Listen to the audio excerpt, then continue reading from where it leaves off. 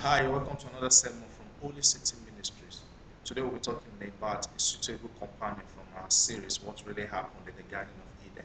So today we are looking at a suitable companion, and my name is Adedeji Adewunmi. We're taking our text today from Genesis 2:19 and 20. Genesis 2:19 and 20. We're reading from New King James Version. Genesis 2:19 and 20. Out of the ground the Lord formed every beast of the field, every bird of the air, and brought them to Adam to see what he would call them. About whatever Adam called each living creature, that was its what name. So Adam gave names to all cattle, to the birds of the air, to every beast of the field. But for Adam there was not found a helper comparable to him. Have you ever found yourself in that space of life that you are in a group of people, but there's nothing connecting you together because you are thinking A, they are thinking Z, you are thinking C, they are thinking D. You are thinking 1 plus 1 is equal to 2, they are saying it's 11. So you are so distracted, you don't understand. We made that same mistake in marriage. We get into our marriage life and we realize that we are nothing comparable to our companion.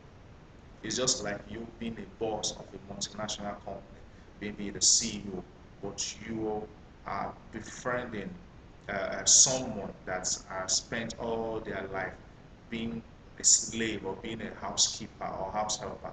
There is just a deep gap in there. Even though you get married, you have to take the time to actually break those barriers, break those bridges. Because when you're talking about making money in billions of naira, she's like, wow, is that possible? I know, and I'm thinking of thousands of, and there's going to be an issue. So that's one of the things that happens in our marriage because we are not having a suitable companion. We are not having someone comparable to us. So today we're going to be looking at the three things that we need to take note when we're finding the right person you're listening. And if you are already married, you need to take note of these three things because it will actually help you to break every gap and barrier. One of the first thing is that you cannot equate the place of work to the place of search. There's a difference between your work, there's a difference between your search. See, especially singles, we make the mistake. We keep searching for the right person, but truly there's no right person. There's only a helper or a comparable person. There's no right person. If you like, list it from now to tomorrow, have the label of the person you want to get settled with. You will realize that there's something that is still going to be a cover. And sometimes when the helper comes, it must not be the complete person you're thinking of. That's the truth. It must not be the people in the Bible, they got married to some people, they got married to the people, wives they don't want to get settled with. Or say I've married a prostitute.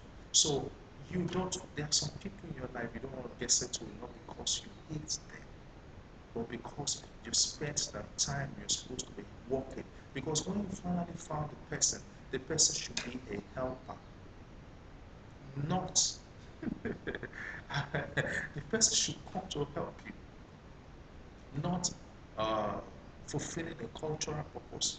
And that leads me to the second point that in every relationship, you need a helper, not an attraction. You need a helper, not an attraction. You know, attraction is you saw the body shape and all that, and you felt that wow. You saw the bicep, you saw the chest, and said, wow, this guy is good looking, he's a handsome, he's nice. No, you need a helper. Even nice does not make a marriage work. Sometimes you need somebody to be straight with you, to tell you the things that no one will tell you, so that you can actually buckle up. But sometimes we go for attraction, we go for being nice, he's cute, she's gorgeous. No, those things will not make it work. Those things when King Solomon told us that we should not look after beauty, that beauty will deceive. Oh, beauty deceive. And every time we spend we spend our time creating problem in our family for us when we are married because we think we want our wife to be the beautiful, right? Instead of her to be the helper. We keep going out to sleep with other women because we felt that they are more attractive than our wife, which is the wrong perception. The wrong perception is thinking that attraction is what really make it, or somebody being nice is what make it. Sometimes if your wife is nagging, making all the noise and the complaint, sometimes he wants you to do something, not because she's so selfish, because she wants you to become the kind of person you're meant to be. But you need to watch out for all this so that you will not fall into the pithole of thinking that you have it wrong. Because one of the things that bring up a comparable companion is the both of you are actually thinking on the same direction.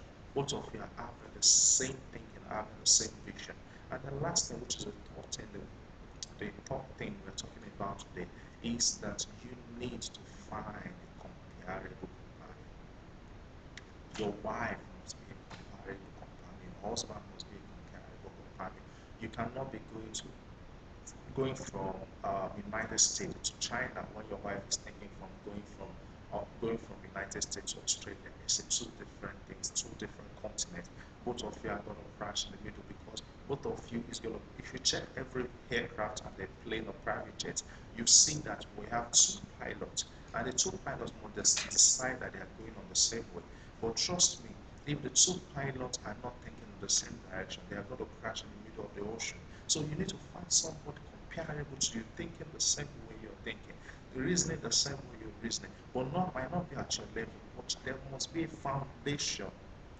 See, I understand that we make so many mistakes because this what the principle I'm giving is what is in the Bible. Because when God created the woman for Adam, He didn't create it because God was even trying to create it from animals. But yet Adam still did not find somebody comparable. God had to create the woman from that man. If they must have the same DNA, they must have the same thing running in their veins. That's the way it was complete. Does it mean it's going to be perfect? No, because Adam and Eve sinned against God. They disobeyed the word of God, which Adam was even accusing God that is the wife He gave me. That's why God no longer gave us wives again. God no longer gave us wives again because He felt that He's going to give us. We're going to complain. But doesn't mean you're going to be perfect. Doesn't mean it's going to be rosy every minute. Doesn't mean that it's not going to be peaceful. Doesn't mean you're going to come back in the house you want it. Because most of the times in marriage, we're always looking for our way.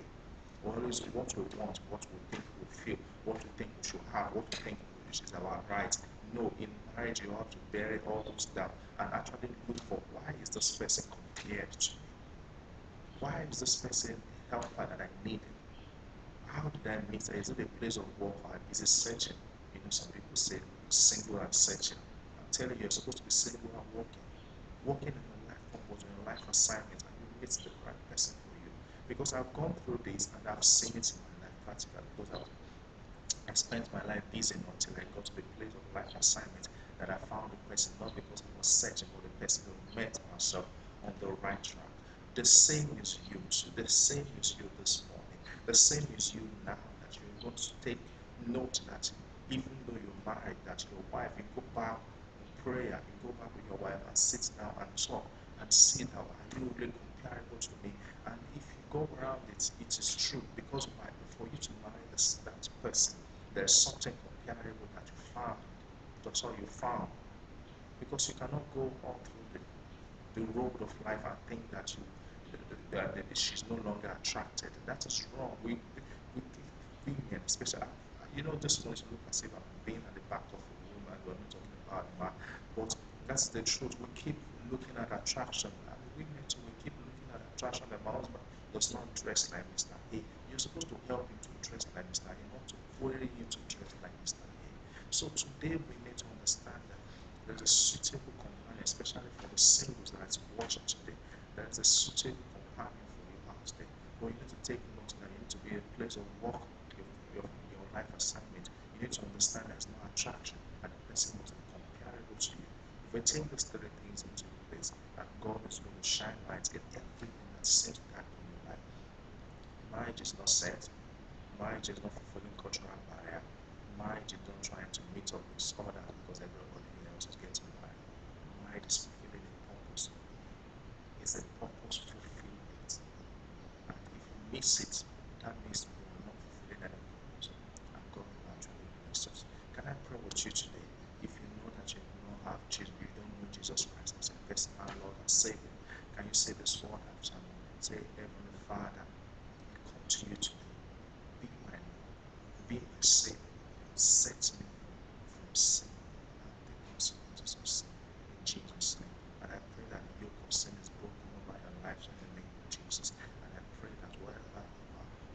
it is that is distracting you from serving God. I break every barrier of distraction over your life in Jesus' name. And if there's anyone that is sick in there, can I pray a simple prayer with you? Touch everywhere that you're feeling the pain, you're feeling the heartburn, the headache, everything that is wrong, cancer, any disease, lay out on them and let's speak the word of God on it. And I pray over you right now that every sickness is terminated in Jesus' name. I break every barrier of sickness, everything the Father has not planted. I command it uprooted. I command you heal, be healed and receive restoration in the mighty name of Jesus. Thank you very much for spending time with us today. Till we come your way with another part of this series.